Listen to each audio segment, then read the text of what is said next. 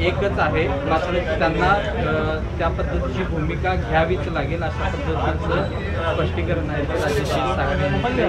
नेमकी आपली भूमिका काय आहे याबाबत? माझ्या करवीर विधानसभा मतदारसंघातील हद्दवाढीमध्ये काही गावांचा प्रस्ताव महानगरपालिकेच्या वतीनं शासनाला पाठवणार आहे असं मला इलेक्ट्रॉनिक्स मीडिया आणि प्रिंट मीडियाच्या माध्यमातून समजते.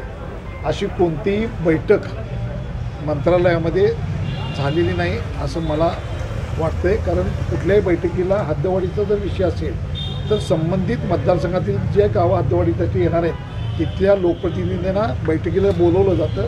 अशा पद्धतीची कुठलीही सूचना अगर पत्र मला बैठकीला आलेलं नाही.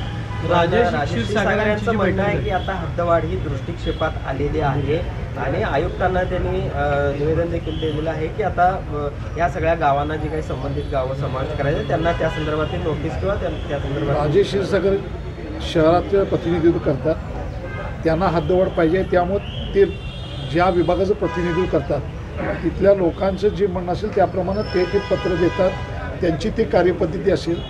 परंतु जी गावं तुम्ही घेणार आहे त्या गावांचा हद्दवाढीसाठी विरोध आहे.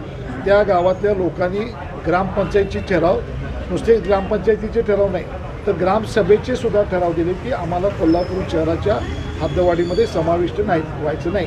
आणि शेवटी लोकशाही प्रक्रियेमध्ये जी गावं तुम्ही समाविष्ट करणार आहे त्या गावांचा विचार केल्याशिवाय असं लोकशाहीमध्ये असं कोणतेही ग्रामसभेचे ठराव किंवा ग्रामपंचायतीचे ठराव झुडकारून डायरेक्ट सरकार तशा पद्धतीनं कोणतीही अधिसूचना काढणार नाही. जी बैठक झाली त्या बैठकीमध्ये महायुतीच्या महत्त्वाचे नेते किंवा त्या परिसरातल्या नेत्यांना बोलवलं होतं आमदारांना, त्यामध्ये तुम्हाला आमंत्रण होतं का? नाही, मला कोणतंही आमंत्रण, मी माहिती सांगितलं बैठक झाली नव्हती. माझ्या माहितीप्रमाणे कॅबिनेट मिटिंग झाल्यानंतर या ठिकाणचे पालकमंत्री आणि मंत्री आणि राजेश साहेब त्यांना भेटले होते.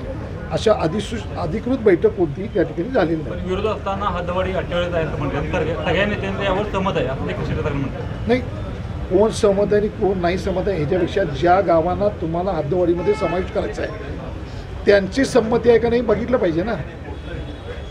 या एखाद्या ठिकाणी लग्न करत असताना मुलग्याला आणि मुलगीला दोन्ही पसंत पाहिजे, त्याशिवाय होत नाही. या संदर्भात जे लोकप्रतिनिधी आहेत पक्षाचे असतील किंवा आपण असेल यांची देखील भूमिका हद्दवाढीच्या बाजूनेच आहे. मात्र माध्यमांसमोर असेल किंवा नागरिकांसमोर असेल सांगताना त्यांना एक भूमिका घ्यावी लागते अशा पद्धतीचं देखील एक समोर आलेलं आहे. नाही, असं काही समोर आलं नाही. माझी भूमिका ही पहिल्यापासून स्पष्ट आहे आणि सुस्पष्ट आहे की माझ्या मतदारसंघातील लोकांचं जे म्हणणं आहे तेच माझं म्हणणं आहे की मी ज्या भागात प्रतिनिधित्व करतो मला काय महापालिकेच्या कारभारावर किंवा बाकीच्या गोष्टी करायच्या नाही. ज्या लोकांना हद्दवाढीमध्ये यायचं नसेल तर हद्दवाढीमध्ये त्यांचा समावेश मनाच्या विरुद्ध जाऊन करणं हे चुकीचं आहे. आणि मुळात 2017 साली कोल्हापूर क्षेत्र विकास प्राधिकरणाची या ठिकाणी विकास प्राधिकरण झालेलं आहे आणि या प्राधिकरणाला अधिक निधी देऊन बळकट करा.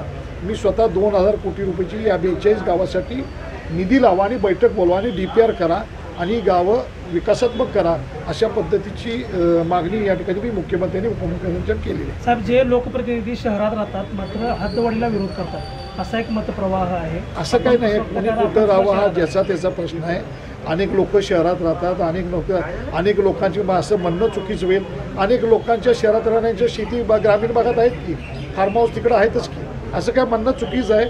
असे वादग्रस्त प्रश्न होऊ नये. सगळ्यांना एकत्र घेऊन समावेश करायला निर्णय घेतला पाहिजे. प्राधिकरण केलं आहे, जी सूचना प्राधिकरण ज्यावेळी केलं, आज प्राधिकरण अस्तित्व असताना हद्दवाढ कशी करता येईल. मुळात प्राधिकरण निर्माण झालेलं आहे ना, त्याचं बळकट मग ह्यातली गावं काढून तुम्ही त्यात कसं देता हा तांत्रिक मुद्दा आहे. याच्यामध्ये लोकांच्या मनाच्या विरोधात जाऊन कोणतीही घटना करू नये. शेवटी मला त्या विभागातला लोकप्रतिनिधी असल्यामुळं जे लोकांचं म्हणणं आहे आणि गावांचं म्हणणं आहे त्याच्याशी मला कायम मी त्या ठिकाणी. शहरातल्या नेत्यांना हद्दवाढीची घाई झालेली आहे. नाही, असं मला वाटत नाही. घाई म्हणा किंवा आणि म्हणा, ज्याच्या त्याची विचार ज्याच्या मतदारसंघाप्रमाणे त्यांना ती कल्पना आहे. परंतु आताही जिल्हा परिषदेचे मतदारसंघ आता निवडणुका लागणार. या निवडणुका एवढ्या घाईमध्ये काही निवडणूक आयोगाचे निकष पण आहेत, काही कायदे आहेत, त्यांना अनुसरून या ठिकाणी थोडं गडबडीचं वाटतं.